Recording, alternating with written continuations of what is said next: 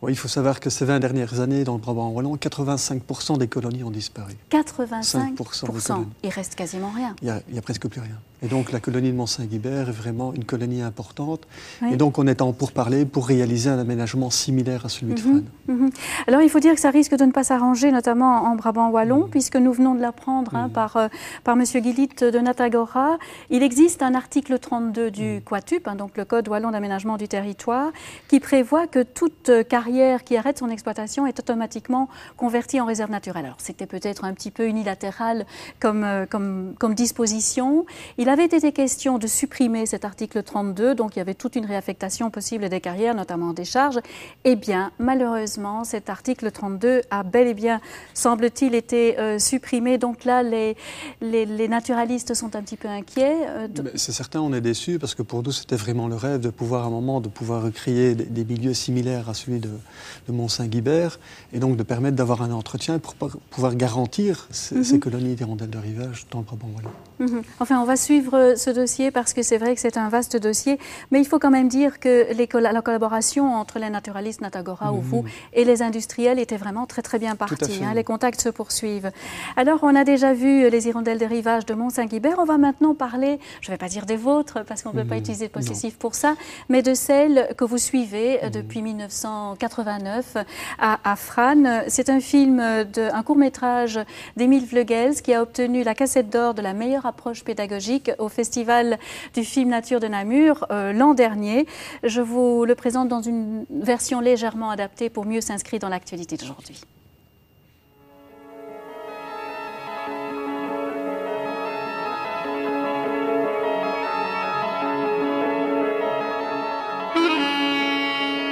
La carrière de Frasnes-les-Couvains, en province de Namur, accueille depuis 1989 un nombre croissant d'hirondelles des rivages. Claudie Noiret et Jean-Luc Copé sensibilisent alors le carrier à la protection de cette colonie et recherchent des solutions en faveur de son maintien. En accord avec l'exploitant, ils créent un aménagement propice aux oiseaux à l'écart du champ d'extraction de la carrière. En 1991, les hirondelles sont déplacées vers l'aménagement et nidifient. Depuis lors, ils entretiennent chaque année une ou deux falaises de calcaire broyées entre les mois de septembre et mars. Donc en fait, ce qu'on vient de faire, nous sommes fin septembre et chaque année, on est obligé de reconstruire, de détruire complètement l'aménagement. Tout simplement dans un but que durant l'hiver, par les pluies, l'enneigement, va progressivement damer cette matière. Et puis je dirais, on revient dans une deuxième phase qui est dans le courant du mois de mars, où là on recrée une paroi verticale qui va permettre justement aux hirondelles, par cette paroi, qui va devenir attractive, et elles vont venir recreuser et refaire leur nidification pour l'année prochaine. Dès la première année, une soixantaine de couples s'installèrent dans ces nids improvisés qu'ils aménagèrent à leur goût en y creusant pendant 15 jours un tunnel sur une longueur atteignant parfois le mètre et se terminant par une poche servant de nid qu'ils garniront d'herbes sèches et de plumes. On compte plus de 300 couples en 2003. Il reste quelques rares endroits naturels comme ces berges de l'Ourthe ou ici, la Meuse française, sur un gros effondrement de berges où les hirondelles parviennent encore à nidifier. Après avoir creusé et peaufiné leur habitat par grattage en expulsant leurs gravillons au dehors, c'est la période des parades nuptiales et des accouplements. La ponte a lieu mi-mai, 3 à 5 œufs blancs que la femelle va couver 12 à 16 jours. Lorsque l'incubation est terminée, les petits briseront leur coquille qui sera expulsée du nid. Jusqu'à l'âge de 20 jours, les petits seront nourris et couvés par les 2 parents qui leur apporteront à tour de rôle des insectes issus essentiellement du bassin de décantation tout proche. C'est à ce moment que les ornithologues bagueront quelques individus. Sur l'aspect scientifique, en fait, le bagage avait comme objectif de voir si vraiment l'oiseau était fidèle sur son site de reproduction. C'est vrai qu'on dit souvent que l'hirondelle est un oiseau qui revient chaque année. Bon, maintenant, il fallait le confirmer, il fallait être certain que c'était réel. Il faut savoir que l'hirondelle de rivage Le fait d'avoir bagué, on a pu démontrer qu'en fait, que par le bagage, les jeunes qui ont été bagués sur le site, l'année suivante revenaient. Et en fait, on a pu déterminer par les séances de bagage que le mâle était beaucoup plus fidèle sur son site de reproduction.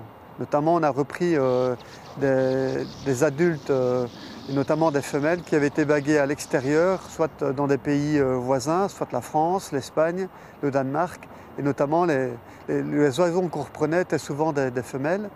Maintenant, il faut savoir aussi que le but du bagage est dans le but de savoir réellement si l'oiseau est fidèle sur son site de reproduction. Et on a pu vraiment démontrer que l'oiseau était vraiment fidèle et qu'avant toute chose, en sachant très bien que cet oiseau est fidèle sur son site de reproduction, de maintenir les populations et maintenir les sites existants en région wallonne. Les petits quitteront le nid à l'âge de 40 jours environ et se nourriront seuls en chassant les insectes au ras de l'eau. Puis viendra l'heure du rassemblement pour le départ vers l'Afrique.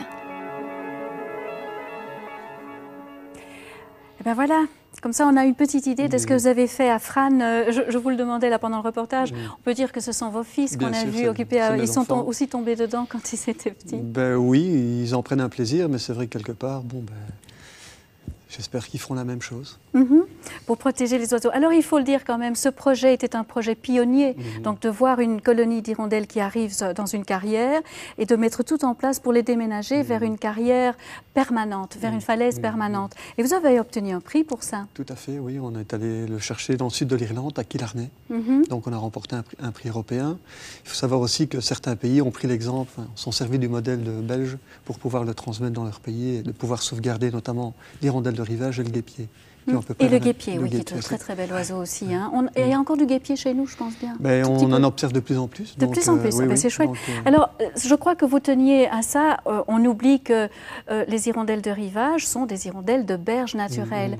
Est-ce que ce que vous faites là à Fran, ça aide les hirondelles de berge naturelle ou pas? En fait, au départ, on a voulu sauvegarder cette colonie, mais on s'est rendu compte que grâce au bagage, parce qu'en fait, le bagage est un outil, ce n'est pas une des priorités, je pense qu'il faut savoir, il faut le souligner.